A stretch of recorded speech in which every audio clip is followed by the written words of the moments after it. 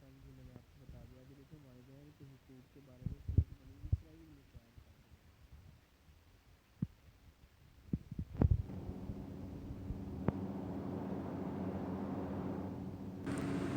सूरत बनी इसराइल में अल्लाह रब्बुल इज़्ज़त ने फरमाया, ये सबसे आखिर में देखें, फ़ला तक़ुल लहुमा उफ़्फ़िन वला तनहरहुमा वक़ुल लहुमा क़ौलन करीमा वख़्फ़िज़ लहुमा जनाह ज़ुल्लि मिनर रहमति वक़ुल रब्बि इरहमहुमा कमा रब्बयानी सग़ीरा।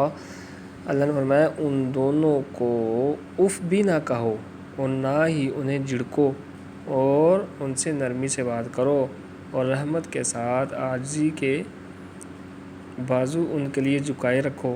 कहो ए रब इन दोनों पर रहम फरमा जैसे कि उन्होंने मुझे बचपन में पाला।